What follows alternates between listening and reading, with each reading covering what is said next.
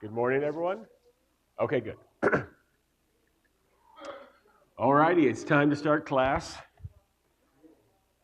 So we'll continue our study of numbers. So we've covered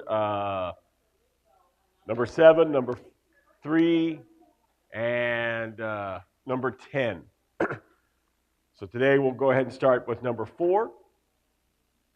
And 4 is used the following times in the Revelation. We have 4 living creatures, so we'll see those a lot of times. 4 angels are noted, 4 corners, 4 winds, 4 horns, 4 square city. And what we want to get from this is, in the Old Testament, grouping objects or phrases in fours is a Hebrew literary technique used to picture universality. Just as naming the extreme points of east, west, north, and south suggests everything else between, so biblical sets of 4 elements or poetic lines serve as an image indicating universal participation or including aspects not specifically mentioned. So, like 3, we use 3s all the time. Well, Hebrew in the Old Testament uses 4s a lot of times. And I'm just going to give you one example, and that'll be in Isaiah 58. And it's an elaborate example. Verses 6 through 8 give 4 generalized aspects of justice, as God's fast, 4 specific acts of compassion and, borrowing Exodus imagery, 4 consequent blessings. Verses 9 and 10 together cite 4 blessings and 4 actions chiastically. That is, the first 2 and the last 2 lines promise, and the middle 4 lines command. Because they occur in 4s, specific examples imply all others. So who would like to read Isaiah 58, verses 6 through 10?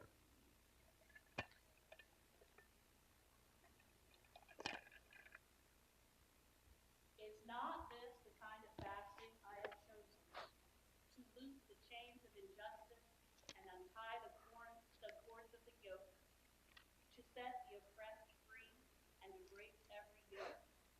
It is not to share your food with the hungry and to provide the poor wanderer with shelter, when you see the naked to clothe him and not to turn away from your own flesh and blood? Then your light will break forth like the dawn, and your healing will quickly appear. Then your righteousness will go before you, and the glory of the Lord will be your rear guard. Then you will call, and the Lord will answer. You will cry for help, and he will say, Here am I. Did it keep going? Yeah, through verse 10. If you do away with the yoke of oppression, with the pointing finger and malicious talk, and if you spend yourselves in behalf of the hungry and satisfy the needs of the oppressed, then your light will rise in the darkness, and your night will become like the noonday. Okay, so let's look at that for a second here. So God says, is this not the fast which I chose? And then he lists off 4 things. Loose the bonds of the wicked, bands of the yoke, let the oppressed go free, and break every yoke. So 1, 2, 3, 4. And then he goes on with another 4. Is it not to divide the bread with the hungry, bring the homeless poor into your house, when you see the naked to cover him, and not to hide yourself from your own flesh? Then he does another 4. Then your light will break out like dawn, and your covering will speedily spring forth, and your righteousness will go before you. The glory of the Lord will be your rear guard. So everything's set in 4s there.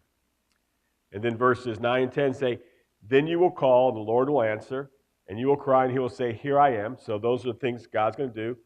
And then in the last half of verse 10, Then your light will rise in darkness, and your gloom will be like midday. And then you see the middle 4, if you remove the yoke from your midst, the point of your finger in speaking wickedness, and if you give yourself to hungry and satisfy the desires of the afflicted. So everything's in 4s there. And it's a pattern you can find a lot of times if you're just spending some time thinking about things and reading the verses more than just to read the verses. So the number 4 is consistently used throughout the book of Revelation to symbolically represent completeness in relation to the creation and to the world. This likely derives from the fact that the world naturally has four primary directions. Consequently, in the book of Revelation, on the earth has four corners and four winds. And he quotes, after this, I saw the four angels standing at the four corners of the earth, holding back the four winds of the earth.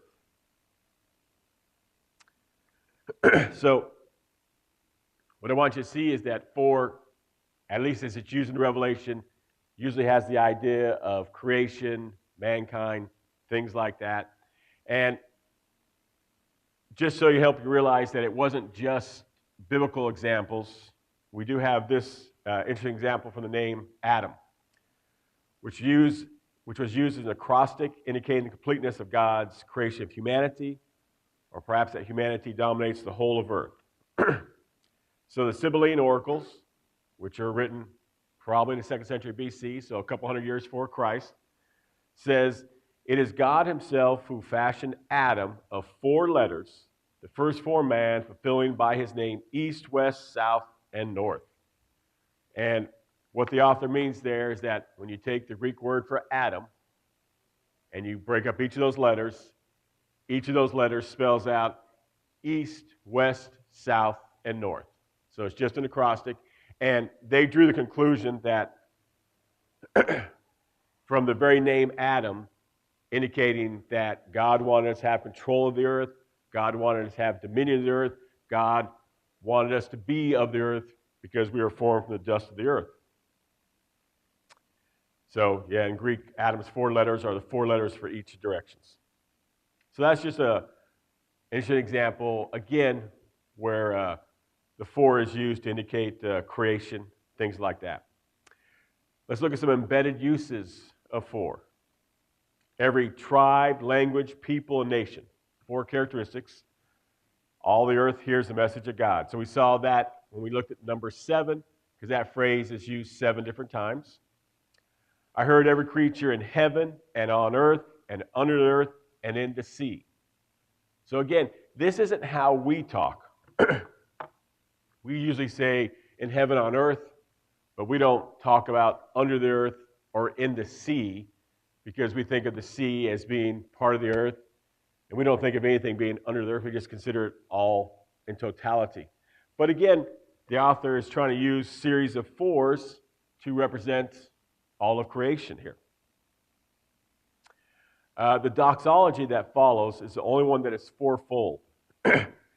Praise and honor and glory and power in 5:13. All the rest of the doxologies in the Revelation are either threefold or sevenfold. So it could be certainly a coincidence, but it certainly could be that this is the pattern that goes along with the idea of four. Revelation makes greater use of an alternative fourfold division of creation: earth, sea, or rivers, springs, and heaven. These four parts of creation are respectively the targets of the judgment of the first four trumpets and the first four bowls. Such judgments demonstrating God's power over his whole creation should have brought sinners to repentant acknowledgement of their Creator, chapter 14, verse 7, whereas, in fact, they admit his power but curse him, chapter 16 and verse 9. So we'll see a lot of these breakdowns of four. We'll see that we have the first four seals, and they're a unit, and then the three after that are a unit.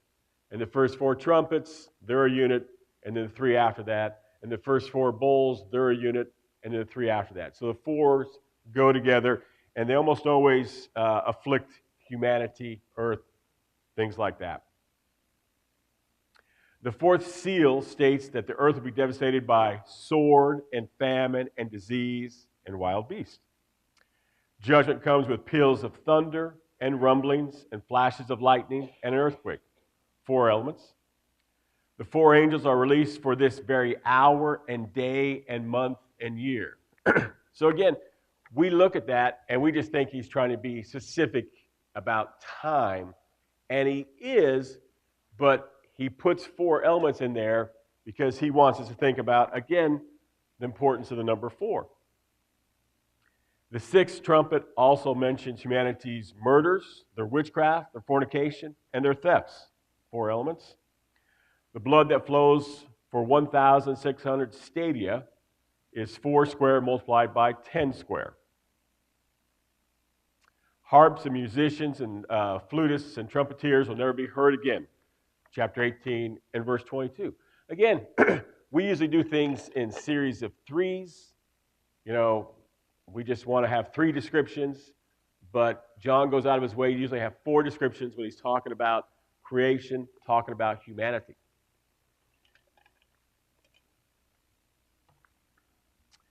Let the one who does wrong still do wrong. It's one. And the one who is filthy still be filthy. Two. Let the one who is righteous still practice righteousness. Three.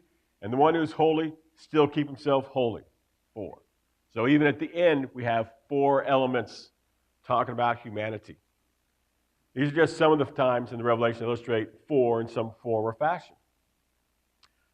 But as with all things concerning numbers, we want to exhibit some humility and tentativeness with numbers.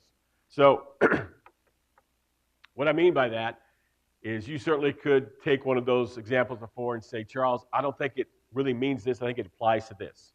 And that's fine. I'm not trying to argue that every series of four, embedded or otherwise, has to talk about humanity or creation. But given that we have so many times that seem to imply that, it would be on the opposing side to make a case as why they think it's something different. So let's look at chapter 14 and verse 20 a little closer. Okay. So would somebody read 14 and 20 for me?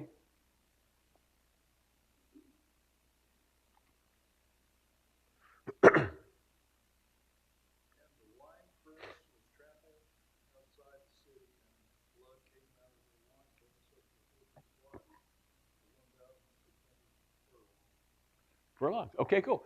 Anybody else have anything different in their translation? 200 miles. Okay, so this is something you want to be at least aware of in the Revelation, is that our society takes numbers very seriously, and so we expect numbers that are used to represent some sort of accurate quantity, distance, count, things like that here. And furlongs are not a term we use. Stadia is the actual word. That's not a term we use. And so that's why Earl's and my translation converts it to 200 miles. But John's point is not to tell us an exact distance about how far the blood is going to flow. Based on 1600 equals 4 squared times 10 squared. So 4 times 4 times 10 times 10 equals 1600. And that's the number, 1600 in there. Then you get an interpretation of the complete destruction of the world.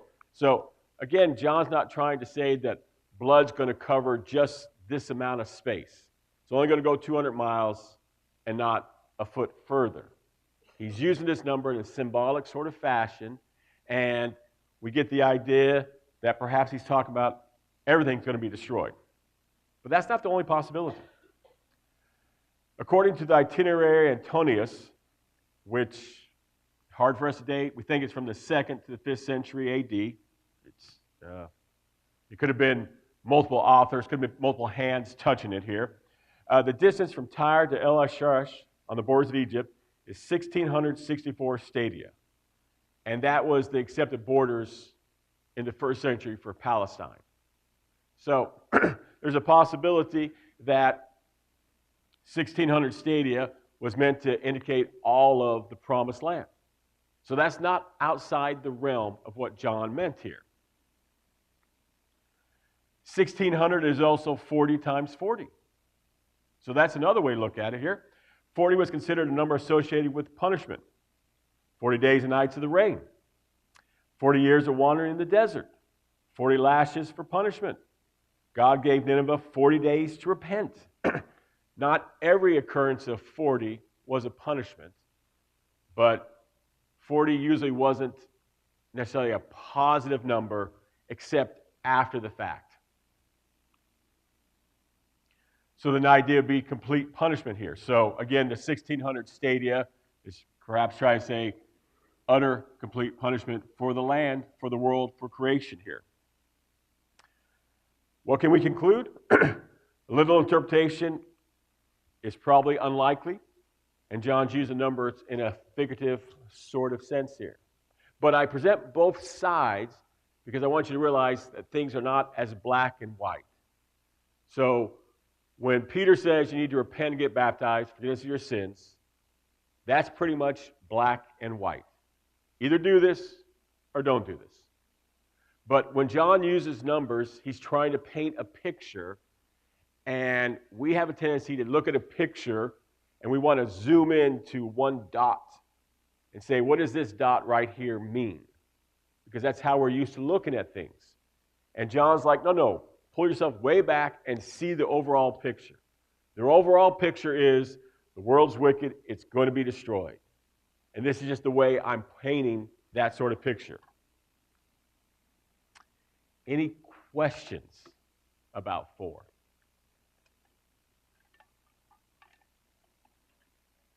Okay. Let's go on to our next number, 2. So we have 3, 4, and 7 most important numbers in the Revelation. But we'll briefly talk about 2 and 12. 2 is used in the following places: 2 witnesses, 2 olive trees, 2 lampstands, 2 prophets, 2 wings, 2 horns, 2 beasts. Let me go back for a second here. Whoa, wrong thing. Okay, so I want you to see that 2 is only used, for the most part, in chapters 11, 12, and 13. So this section right here about the 2 witnesses and what's going on. It's usually not found before that or after that. There are some embedded uses, but 2's a relatively common number. We use 2 all the time. Give me a couple of minutes, and we'll do things here. Well, there are a number of different ways that 2 is used in the Old Testament.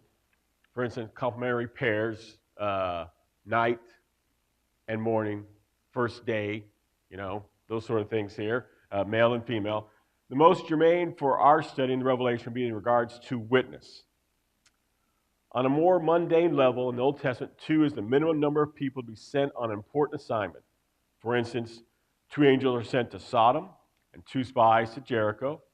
When Jesus called the 12 to him, he sent them out 2 by 2.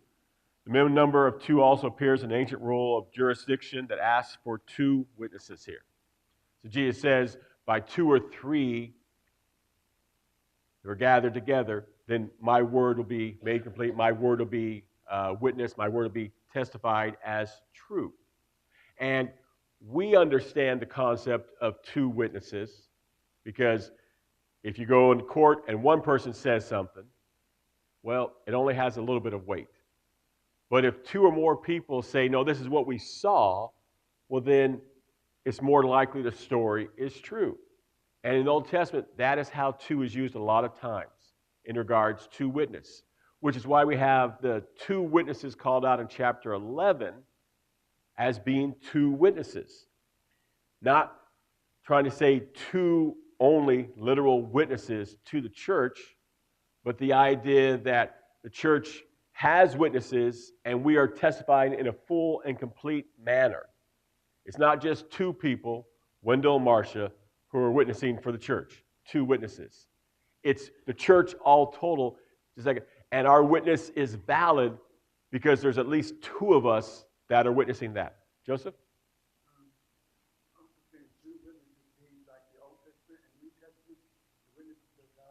Yes, we certainly can go that route too.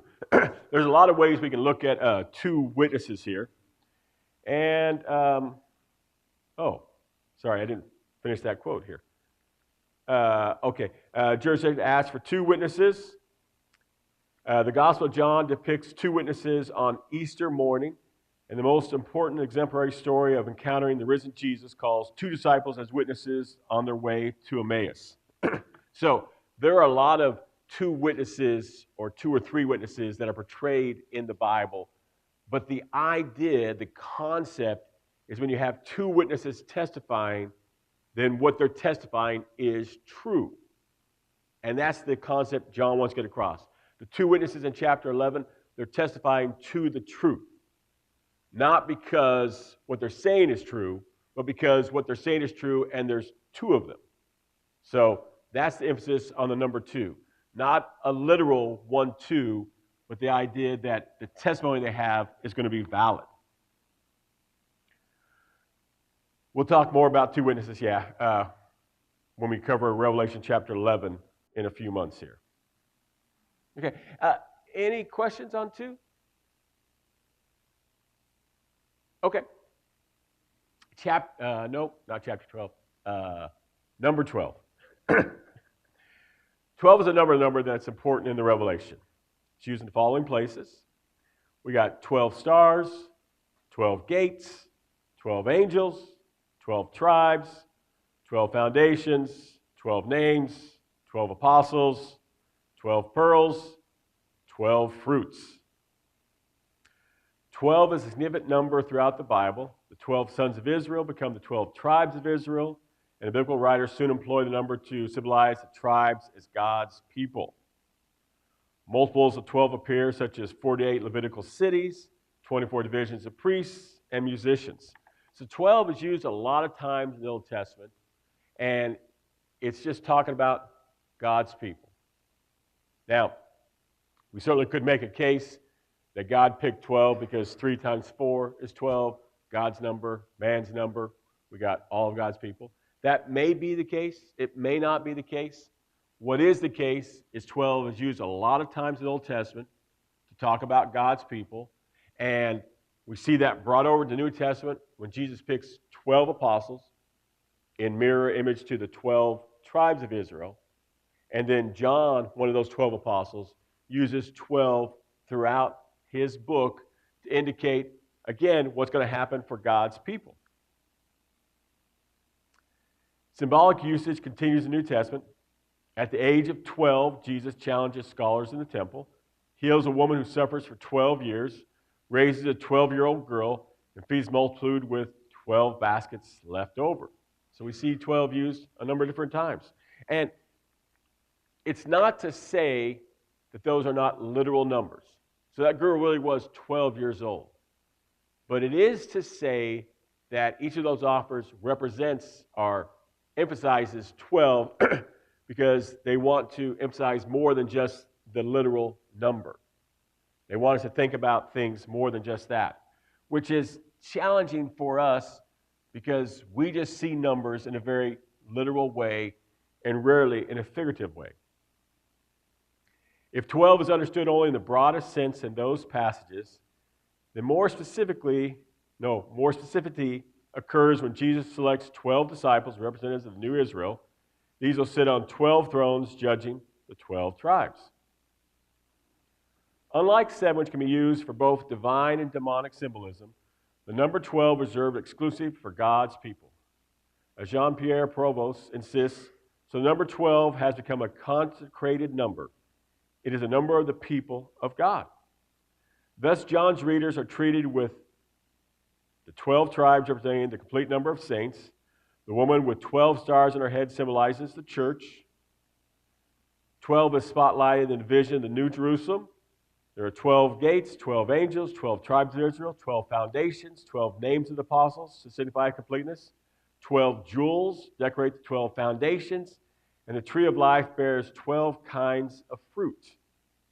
The heaping up of 12 describes a perfect city, complete in every way from top to bottom. Multiples are found as well, included 24 elders, which are mentioned exactly 12 times, 12,000 from each tribe, 12,000 stadia, 144 cubits, and 144,000. Altogether, this number is used by John as a key for readers to think of totality and completeness with God's people in mind. So, as you read the Revelation, you want to see that John is intentional on his use of numbers. So, he is not writing a math problem throughout everything. But that's oftentimes how we see it. He's not trying to do that. He is painting picture, and whereas we use colors to paint pictures, he is using numbers to paint these pictures.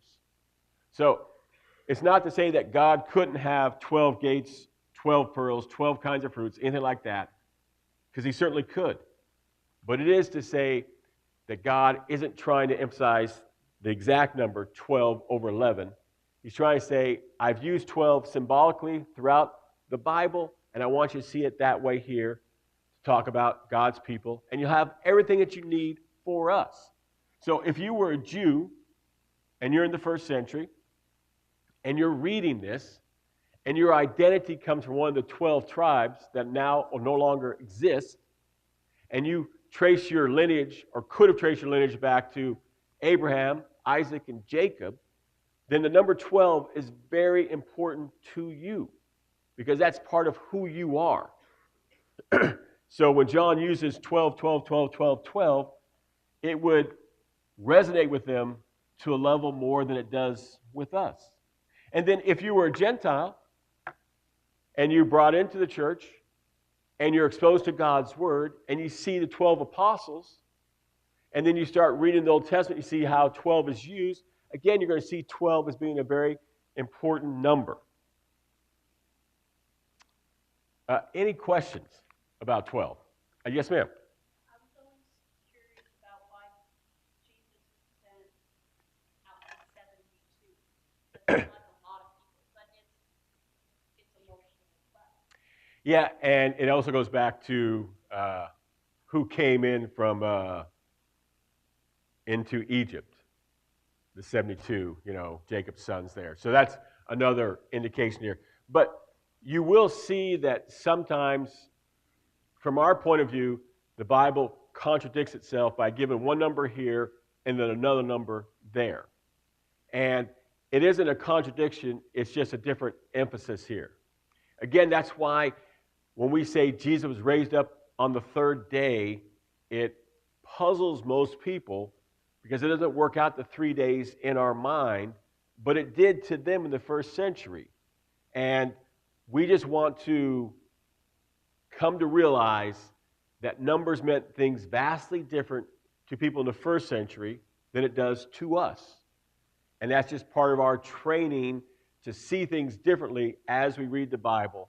And it's not meant to be, here is this exact number, so much as meant to represent something else. Yes, sir. I read one of the apostles, I can't remember which one, but they felt not to tell the Jews because of his sin. And they needed another apostle. Then one of the Herod killed one, and then Paul became an apostle. So would that mean that he could take the place of the one that passed away? No. So I would pick the death of James. So Paul was picked before the death of James, but what I would say is that Paul was picked to go into line with there actually being 13 tribes of Israel. So there are 12 tribes that are called out, but what we know is there is no tribe of Joseph. As a matter of fact, he got 2 sons, 2 tribes. And when you look at the list of the 12 tribes, they're described more than a dozen different ways, never in the same order, same fashion, and usually one of the tribes is left off. Most times it's the Levites, because we want to have 12, but sometimes it's not. And so we list the 12 apostles. Paul is off to the side, but he's still one of the 12 apostles because there are 12 tribes and there are 12 apostles. Even though, from our point of view, there were more than 12 tribes and there were more than 12 apostles here. So, any other questions? Okay, let's talk about fractions, specifically 3.5. While we have several fractions in the Revelation, 1/10, 1/4, 1/3, 1/2, the most important one, significant for us, is 3.5, which is found 3 times. It's found a number of different ways in the Revelation, and this is something, if you don't know, you want to pay attention because you'll have to hear it a number of times before you really absorb it. 42 months, that's 3.5 years. That's found twice. 1,260 days, that's 3.5 years at 30 months a day. 30 days a month. We're used to having a very precise calendar of 365 days, and the ancients used 30-day months, and then they would add an extra day between each of the seasons, and they would get 364 days, so they would have to readjust their calendar every few years. Just like we have to readjust our calendar and have a leap year every few years because it's not that accurate. But 1,260 days is used twice in the Revelation. Time, times, and half a time. So I remember being a Christian, and this utterly confusing me. I didn't know what was going on here. So the word time, that equals 1. Times is plural. You want to see that, because I didn't see that. So that equals 2. And half a time represents a half. So you get 3.5. And that's used 1 time. These references all allude to Daniel chapter 7, chapter 9, and chapter 12 here. When we read these passages, we focus on the time element, days, months, years, and not the number element, 3.5, 42, 1,260. But the ancients would have focused on the number first. So pay attention to that idea. Oh, yes, ma'am. I certainly can. I know how to do that now. Okay. It's confusing to me because, yes, 42 months divided by 12 is 3.5, but they were on a lunar calendar, not. Well, you'll find that you use both a lunar and a solar calendar. And you'll find that John uses numbers that serve his purpose. So when you read the book of Daniel, you won't see 1,260 days. You'll actually see 1,290 days, which goes with the solar calendar, not a lunar calendar. So they had both at that time. Yes, it just depends on the situation here. And you will find that humanity as a whole generally promotes what supports their arguments. So when I pick on my wife and I'm doing something here, she'll say something, and I'll say, you're off by 50%. Because that sounds like a lot. But she originally only guessed 1 minute, and it was actually 2 minutes. So I could have said you were off by 1 minute, but that really makes me sound like a really petty sort of person. But when I say she's off by 50%, well, then it sounds like it's a significant issue on her part, and I'm pointing it out to her. So it was a number of years of marriage before I noticed that I flipped between an actual physical number versus a percent based on what I thought was most advantageous to myself. And that's what people are. We do things that are advantageous to ourselves, and John is doing these numbers that promote his viewpoint that numbers are important here. Okay. Time is very important in our culture, as can be seen by that clock that is ticking away up there. That's not the case all over the world, nor is it the case in biblical times. Even today, there are lots of countries where time is not overly important. There are countries where time, people live and die. So you go to Europe, time is infinitely more important. The trains have got to run at this time, be here, and leave at this time. Buses, same way. Other countries, the bus shows up when it shows up. Train shows up when a train shows up, and you get on, and then you go however long, and then you get off. Time is more like a guideline, not like what we want it to be here. Consider when people ask you today about a location, be it a restaurant, store, perhaps a town, and how far away is it? How do you answer? Yeah, I was amazed when I was younger that a person from Africa pointed out that you Americans are just crazy. He was living in the Dallas Metroplex. And so if you've ever been to Dallas, it's a humongous place. I know when Carrie and I lived there, the first few weeks, it was like an hour to get to some places that were still in the Metroplex. And we're like, wow, this is insane.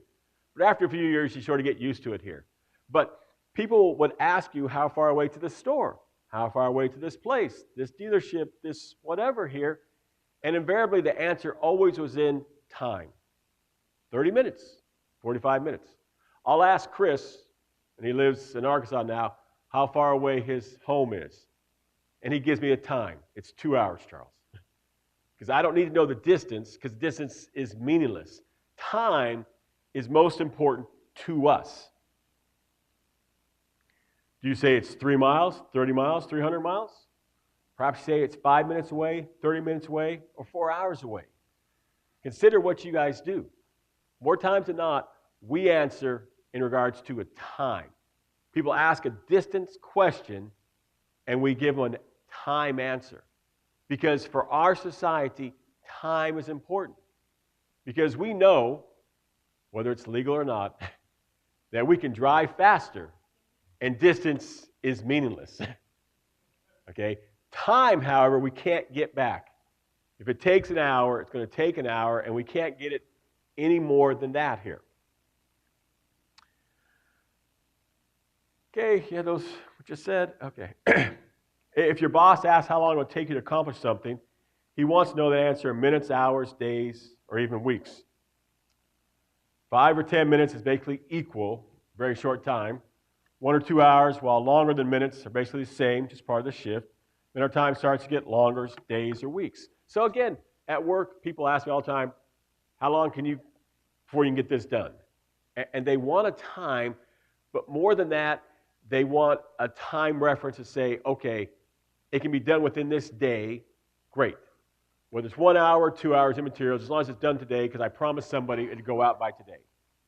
If it's going to be days or weeks, I need to know that so I can promise this person it's going to take us 3 days, 4 days. But whether it takes 2 days or 3 days, if we thought it was going to take a week, it's all about the same. Then when we start going to weeks or months, then we're like, oh, it's taking a lot longer. And that's how we do things here. I always get confused with myself when I'm thinking.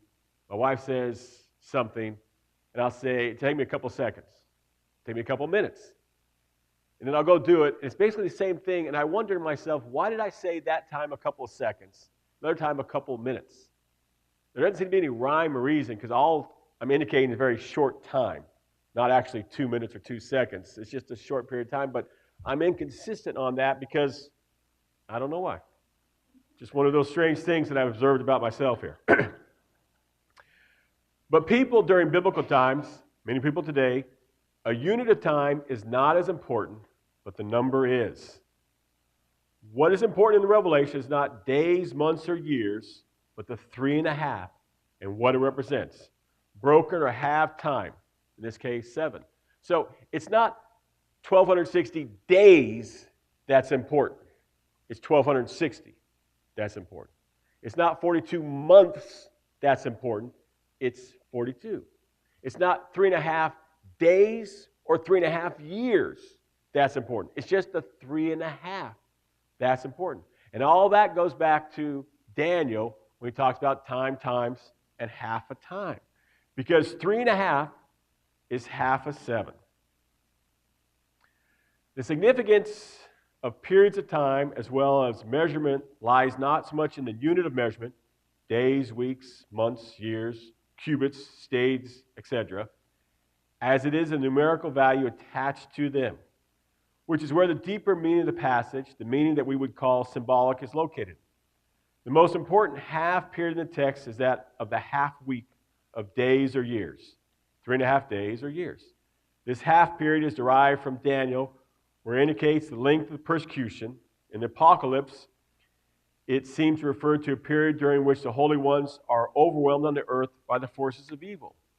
So again, as you're reading the Revelation, don't get caught up and say, well, this is only going to take 3.5 days, but this is going to take 3.5 years, as if they're trying to say something different. He's not. He's trying to say it's going to take 3.5, which is half a 7. Okay? So 7 is that week, that complete unit of time. 3.5, however, is broken, and it's in the middle, and so something's incomplete. Consider a non-important example. How long did Jesus minister for, according to preachers that you've heard? 3 years, 3.5 years, just depends how you get it. You know, we know he did 3 Passovers that are included, and then part of some time after that here. So Jesus came along, he ministered, and he got the world going on the right place. And then he says, you guys, the 12 apostles, have to complete what needs to take place. And then in a short while, I will come back, and then we'll have the end of the world here. Well, it's been 2,000 years, and it's still that short while, but we got that 3.5 with Jesus, and then we're in this 3.5 right now. And that is probably not accidental, as it so happens. The time references, enigmatic enough at first sight, clarify John's perspective. The time of this trampling, 42 months, equals 3.5 years. It's the time of the beast's authority and war against the saints. Chapter 13, verses 5 through 7. It's equivalent to 1,260 days that the witness prophesies. Chapter 11, verse 3. And the woman is nourished in the wilderness, chapter 12, verse 6. As 3.5 years represents the mysterious 3.5 times Daniel 7. The divinely limited period of oppression before a final victory, which also lies behind the 3.5 days of the earth dwellers' triumph over the dead witnesses, and the half week of Jesus' own eclipse. So, one of the things I just want you to reevaluate and remind yourself of as you're reading the Revelation is while the numbers oftentimes have a literal component, John really did write to 7 churches. He records he wrote to 7 churches because he wants us to see that in a symbolic fashion, talking about all the churches here. And this is something I have to constantly remind myself, because when I see 3.5 years, I think exactly 3.5 years. Not 3 years, not 4 years. Otherwise, why say 3.5? But John is saying 3.5 because it's a halved number. It's a broken number, and it's broken from that complete number for 7. And that's what he's trying to emphasize. And I have to concentrate and remind myself of that fact. Because 42 months sounds pretty darn specific to me. If my daughter said she could be in Finland 42 months, well, then I would expect her to be in there about 42 months. You know, I wouldn't expect her to come home in 2 months. I'd expect to see her in 40, 41, 42, 43 months, thereabouts. But that is not what John is trying to convey at all. He is trying to take 1,260 days as a 3.5. But when I hear 1,260 days, my mind immediately latches to the word days. And I think, okay, here's that time element, and it's quantified absolutely for me. Because at my job, you know, I live and die by days, by weeks. I'm forever getting chewed out in meetings because I have delivered a product late. And they say, well, you promised it on this date, and now you are 2 weeks, 3 weeks, 4 weeks behind. Why is that? So I live and die by dates. Same with everything else. And it took me years to understand my wife. When I would leave, I would say I'd be gone for 3 or 4 hours. That's about how long I'd be gone for. Her sense of time is vastly different than my sense of time. She'd be gone for however long she'd be gone, and she wouldn't know how long she'd be gone because she doesn't see time the same way that I see time. She doesn't see numbers the same way I see numbers. And we need to accept that we do not see numbers the same way John uses numbers. And so you're going to have to consciously remind yourself about that truth as you read through the Revelation. In other words, John is urging the church to see its whole life and work under the sign of 3.5. So we're living in a 3.5. We're caught between Jesus' ascension and Jesus' return. And we get bogged down all the time because he said a little while in a short time, And we think that that's this. And we get upset or frustrated or confused by how God can mean that, and it's 2,000 years later. Because time for us is infinitely more important than the numbers. But God is trying to say, a day is as if 1,000 years, and 1,000 years is as if a day. So I will accomplish what I need to accomplish when it's right, not based on this calendar. But we don't see time that way. And so we have just got to remind ourselves about that truth as we read the Revelation, and in fact, as we read other parts of the Bible. And it's important for us to realize this truth because as we're studying with other people, one of the more common contradictions that are brought up in the Bible is contradictions between numbers. Because for us, a number is a number, and it's an absolute. I grade my son's maths, all of them, and it's either right or it's wrong. I mean, I can look at the math and say, this is just wrong. And I'll tell him, you should have checked it this way. You could reverse the equation and see it's going to come out wrong. Because there's a right answer and there's a wrong answer in regards to numbers. We don't fudge numbers. We do at work calculations all the time, and we get chewed on because the third decimal point, the 1,000th place, is different from one report to the next report. Well, I mean, in the grand scheme of things, 1,000th of a pound is a minuscule amount. I mean, we're just talking about a fraction of an ounce. But people want those numbers to match because numbers are important in a lot of parts of our society here. Have you ever considered, I don't think I put this example in, let me see here. Okay, good. Have you ever considered in 1 Kings chapter 17, 1 Kings chapter 18, it talks about Elijah and the 3 years of the drought. But in Luke chapter 4, I believe, and in James, they actually say it's 3.5 years of drought. Now, it certainly could be that when the author of Kings wrote the book, he just rounded the number, and that's distinctly possible. Or it could be that he said 3, and he meant 3.5. That'd be a more precise level here. But Jesus points out 3.5 because he wants us to think about things. James points out 3.5 because, again, he wants us to think about things here.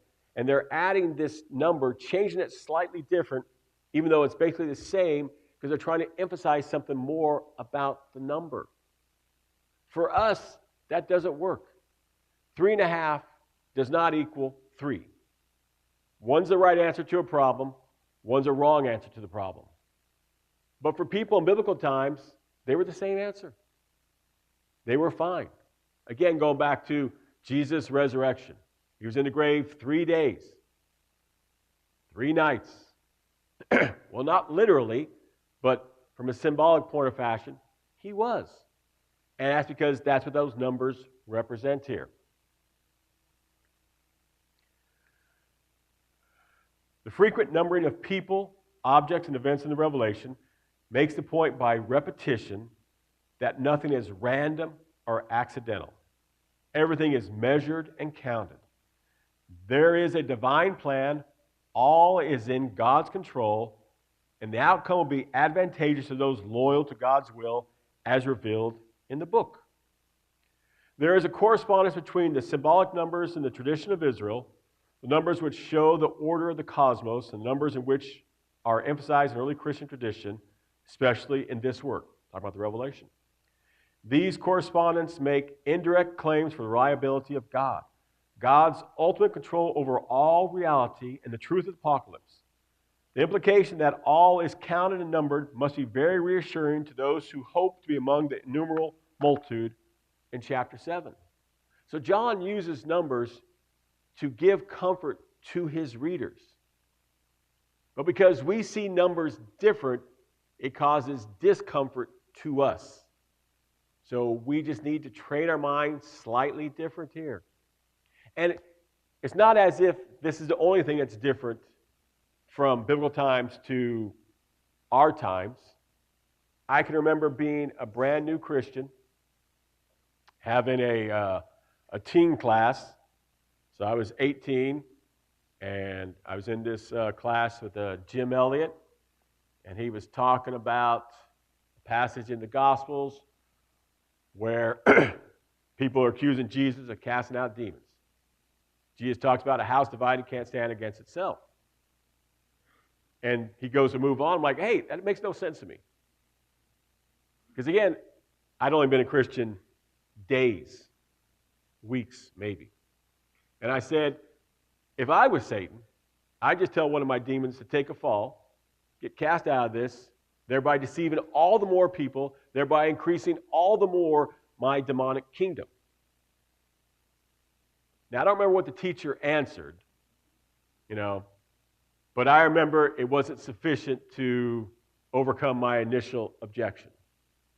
Now, over time, what I would say to myself way back then is that that's a very Western point of view. An Eastern point of view, however, family can't go against itself. That's just not acceptable. In our society, the most important thing is law. Law above everything. In other societies, the most important thing is family. Law comes second. So family is always first. But in our society, we flip that around here, and that causes us confusion when we read the Bible in a lot of situations. So why did this happen? Because it would have played out differently in modern times. It's because they viewed the world differently than we view the world. And we just need to be exposed to those ideas and train ourselves about those things, and then we'll become more comfortable with them. That's all I want to say about numbers. Any particular question about numbers? Any numbers we've covered? Any clarifications?